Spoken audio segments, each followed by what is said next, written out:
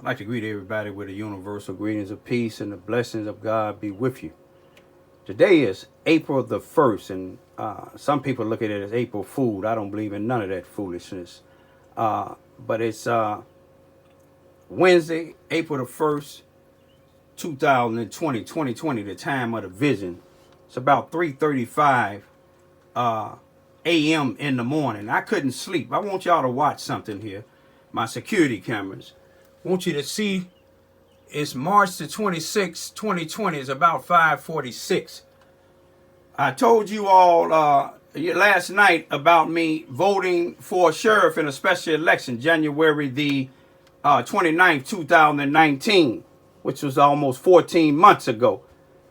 And I made complaints to the sheriff, just like I did the previous sheriff that I voted for, but they arrested him and got him out. But the present sheriff, I haven't really seen him in almost a year. And these same individuals that I told y'all that kept on coming by my house, disrespecting me and my family, they get caught with guns and don't nothing happen to them. They've been recently doing it again. But I want you to look, my neighbor on the next street there, when the blue Mustang there, he had stopped, and my daughters and them told me, I want you to look at all 4 cameras, because I'm in my driveway talking to one of my cousins in St. Louis, because we just got back from Chicago to my 2 youngest daughters' mother's funeral. Now, here it is when I complain to the sheriff department about the police doing something wrong. I can't get nothing done.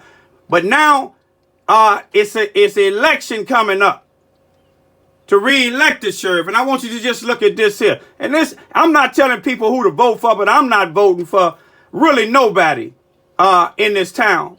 Let's just take a look at this here. You see, that's my neighbor. You see me leaving out of my driveway. My neighbor just don't come around on certain events. You see the truck that just pulled up? That's the sheriff. That's the sheriff in the vehicle there. I seen who was in it. And as you see my neighbor leave, I walk back. The sheriff asking my daughters right now, do your dad don't talk to us? And they told me, look at my response there. I waved from a distance because that's what he been doing to me for the past 13 months.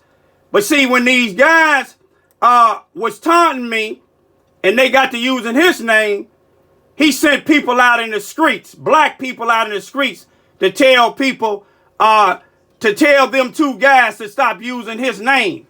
But when they kept on doing what they did to me, disrespecting me, frightening my daughters, the sheriff or the police department or the judge or the state's attorney didn't do nothing. So I had to step up as a man, a black man.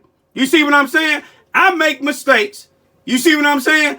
I don't regret voting for anybody I voted for, but when I vote for change.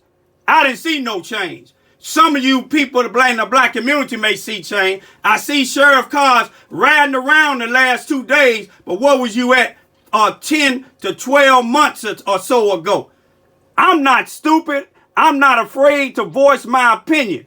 If you ain't been around in 13 months and ask my children, you should have asked me. Don't ask my daughters, do I speak to you? Do you speak to me? I sit in the courtroom, your deputy speak to me, but you walk past like I'm not even in there. But now the election coming around, you putting your signs up, it can't go in my yard. Whether you get elected or not, I don't care, because it ain't going to be no change for me and my family. It may be change for some of these blacks in this town, but it ain't going to be no change for me and my 2 daughters. Peace be still.